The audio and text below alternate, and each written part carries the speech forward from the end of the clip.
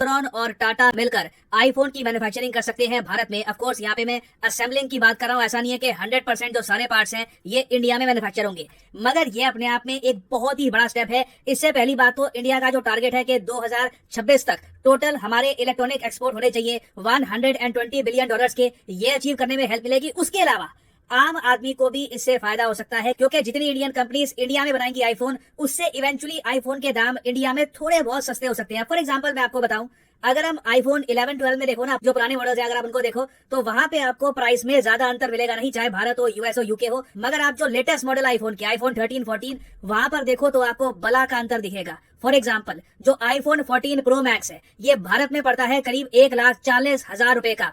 US में अगर कोई परचेज करता है ये आईफोन प्रो मैक्स तो वहां पर पड़ता है सिर्फ 87,000 रुपीज के आसपास का। यूके में थोड़ा सा महंगा पड़ता है, करीब 1,10,000 का। उसके बाद आप अगर देखो तो यूएई, हांगकांग, चाइना, हर जगह लाख रुपए के आसपास में आपको आईफोन 14 मिल जाएगा। इंडिया में ही आपको एक्स्ट्रा पे करना पड़ता है, और इसका बहुत ही बड़ा रीजन ये है कि आईफोन हम इंडिया में मैन्युफैक्चर तो करते हैं, कहने को कह लो कि उस पर लिखा होता है this was made in India, मगर ज्यादातर जो पार्ट्स है हमको इम्पोर्ट करने पड़ते हैं, बाहर के देशों से आते हैं, उन पर पड़ती है इम्पोर्ट ड्यूटी। तो इंडिया में असेंबल करके भी ना इन दी एंड जो इंडियन कंज्यूमर है उसको बहुत सा पैसा पे करना पड़ता है एक आईफोन के लिए। तो इस वीडियो में मैं आपको बताऊंगा कि OEM क्या होता है, टाटा के इस मूव से इन द फ्यूचर आईफोन के दाम कम कैसे हो सकते हैं, and how it will make India Taiwan relation stronger. बहुत कुछ यहाँ पे आपको जानने को मिलेगा, मगर आगे बढ़ने से पहले आपसे क्वेश्चन पूछूंगा।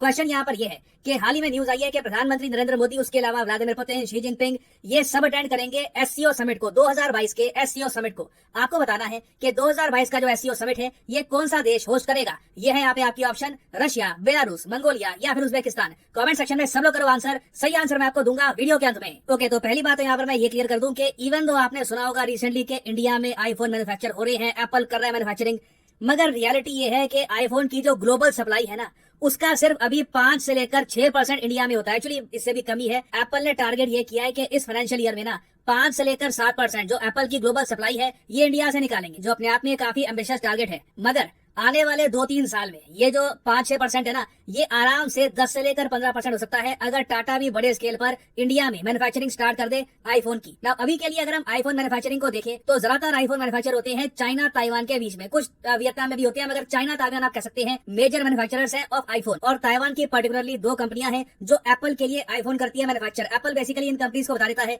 कि देखिए ये हमारे स्टैंडर्ड होंगे, ये मटेरियल आपको यूज करना है, स्टैंडर्ड में कभी नहीं होनी चाहिए, मटेरियल आपको ये यूज करना है, ये डिजाइन होगा। और ये जो कंपनीज है उसके बाद लेबर का काम करती है, असेंबल कर देती है फोन एप्पल की इंस्ट्रक्शन पे। तो ताइवान की जो 2 ये दिग्गज कंपनियां इस बिजनेस में, एक तो है फॉक्सकॉन जो ऑलरेडी इंडिया में असेंबल कर रहा है आईफोन, और दूसरी एक बड़ी कंपनी है विस्ट्रॉन। विस्ट्रॉन ने वैसे इंडिया में एंट्री ले ली थी 2017 में, मगर इन्होंने ज्यादा बड़े स्केल पर मैन्युफैक्चरिंग करी नहीं। बाद में फॉक्सकॉन काफी आगे निकल गया विस्ट्रॉन से इंडिया में। अब विस्ट्रॉन चाहता है कि ये वापस री एंट्री करे इंडियन मार्केट में, और उसमें ये चाहते हैं कि एक ज्वाइंट वेंचर बन जाए टाटा ग्रुप के साथ। टाटा और विस्ट्रॉन दोनों मिलकर इंडिया में करे आईफोन असेंबल। और टाटा ग्रुप का देखिए एक लॉन्ग टर्म टारगेट रहा है कि ये लोग मोबाइल फोन मैन्युफैक्चरिंग में एंट्री लेंगे 2020 में। आप अगर देखोगे ना, हालांकि 2021 आप कह सकते हो क्योंकि दिसंबर 2020 में न्यूज आई थी कि टाटा ग्रुप चाहता है कि ये लोग 11,000 करोड़ रुपीस इन्वेस्ट करे तमिलनाडु में एक फोन मैन्युफैक्चरिंग प्लांट बनाने में, जिससे बेसिकली टाटा बन जाएगा एक OEM। OEM क्या होता है? OEM का मतलब होता है ओरिजिनल इक्विपमेंट मैन्युफैक्चरर।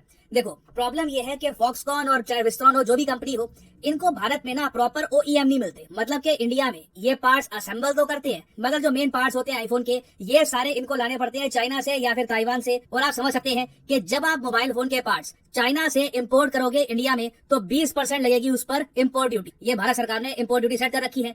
उसके बाद जब आपने भारत में आईफोन असेंबल कर भी दिया ना, तब बिकने के टाइम पर उस आईफोन पर 18% का जीएसटी लगेगा। इंडिया में कोई भी मोबाइल फोन बिके तो 18% का जीएसटी लगता है। तो जो ये लगातार मार पड़ती है इंपोर्ट ड्यूटी की और जीएसटी की, उसकी वजह से इंडिया में आप देखते हो आईफोन दुनिया के कंपैरिजन में बहुत ज्यादा महंगा बिकता है। तो इंडिया अगर आईफोन के जो सर्किट बोर्ड है, जिसको हम कहते हैं PCBA, printed circuit board assembly, ये अगर हम इंडिया में करना स्टार्ट कर देना तो ऑटोमेटिकली आप देखोगे आईफोन के प्राइसेस धीरे धीरे कम हो जाएंगे। मैं ये नहीं कह रहा कि जी जिस दाम पे यूएसए में मिलता है आईफोन वैसे आपको मिलना स्टार्ट हो जाएगा।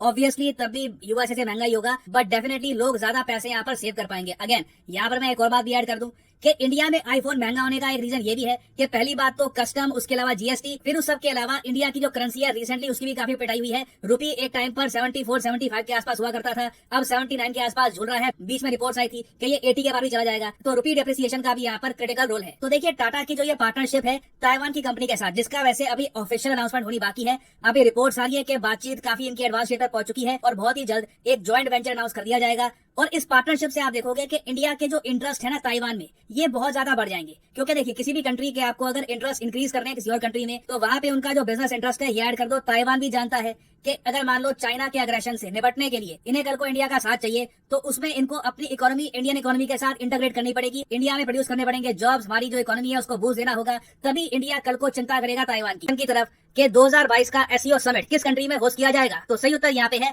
Option D, country of Uzbekistan.